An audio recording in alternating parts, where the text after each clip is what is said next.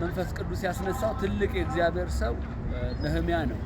ለህዝብ ወይንም ለአገር ትክክለኛ የመሪነትን አመራር ያሳየ ትልቅ አባታችን ነውና ለሱ የሚገባውን ነገር ታር በህዝቡ ላይ የነበረውን ቀንበር ህዝቡ መብል መጠጥ ያስፈልገው ነበር። ህዝቡ የሚያስፈልገው በጣም ብዙ ነገር ነበር። በዛው ለህዝቡ ለአመራሮችም የሚያስተላልፈው መልእክት አንድ ነው። ህዝቡን በቀንበር አናድክመው፣ በሚበላ በሚጠጣ ነገር ሚስቶች አይጩሁ፣ ልጆች አይጎዱ እያለ ይናገራል። ትክክለኛ አመራርን ስትቀበሉ ለሀገር ለህዝብ እንደዚህ ነው የምትጮሁት። አሜን አረንዴ ፓስተር አሜን። መጸለይም ከተገባን ጸልየን የኢትዮጵያ ህዝብ ኑሮ መስተካከል አለበት። አሜን አሜን አሜን። ስለሚበላው ስለሚጠጣው ነፍሱ መታወክ አለባት ብያለሁ። አሜን። ትልልቅ ቦታ ላይ ያላችሁ መንፈሳዊው ይሁን በአገር ደረጃ ያላችሁ አመራሮች በአጠቃላይ ነህምያን ብትሆኑ በጣም ደስ ይለኛል። አሜን። ይደሞም እንድትሆኑ አነብላችኋል። አሜን። ምዕራፍ 5 ቁጥር 14 እንዲህ ይላል። በኢየሱስ ስም አነባል።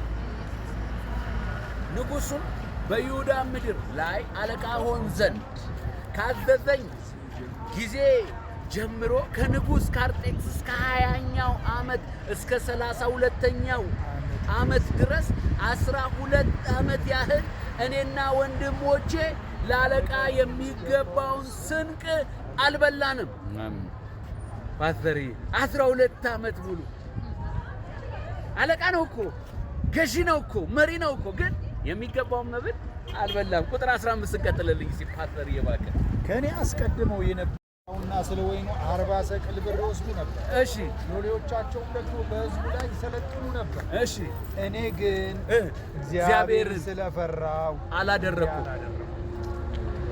አስቀድመው ያሉ ከነህምያ በፊት የነበሩ መሪዎች ህዝቡ ላይ በጣም ጫና ፈጥረውባቸዋል። ህዝቡን አስጨንቀዋል። ለዚህ ነው ቅጥር የፈረሰው። አገር የምትፈርሰው ለምን እንደሆነ ታውቃላችሁ? በተሰጠን ፖዚሽን ላይ እግዚአብሔርን በመፍራት ከተመላለስን አገር አትፈርስ። አሜን። ኢየሱስ ያድናል። አሜን። እኔ እግዚአብሔርን ስለፈራው ህዝቡ እንዲጨቆን አልፈለኩም፣ ህዝቡ እንዲራብ አልፈለኩም ማለት። ቁጥር 16 እንቀጥል እስኪ። እግዚአብሔር ሰው ዋሲ ደግሞ አጥብቄ የቅጥሩን ስራ ሰራው። እርሻም አልገዛንም። ብላቴኖቼም ሁሉ ወደዚያ ወደ ስራው ተሰበሰቡ። አሜን። ልጆቹን ቤተሰቡ ተሰብስበው የራሱን ነገር አይደለም የሰራው። አሁን በትልልቅ ቦታ በሁለቱም ዓለም ውስጥ ያላችሁ እንግዲህ ምን እንዳላችሁ ራሳችሁ ነው። ብላቴናውን ሰብስቧል፣ ልጆቹን ሰብስቧል። የሚሰራው ለራሱ የሚገባውን አይደለም። እንግዲህ ትክክለኛ አመራር በቤተ ክርስቲያንም ሲሆን በሀገር ላይ ሲሆን ምንድነው የሚሆነው? በሀገር ላይ ያሉ አመራሮች ሀገር እንድትለወጥ ይሰራሉ። ክብር ለኢየሱስ ይሁን።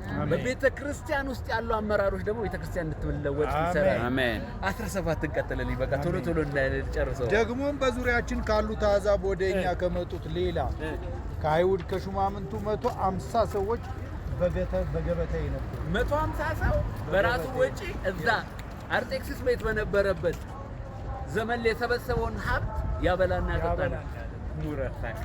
ምን አይነት ደስ የሚል አመራር ነው! ጳውሎስ ሲናገር ማንም በገንዘብ ወታደርነትን እንደማያገለግል። እሺ ወይ እንደዛ እሱ እንደዛ ነበር።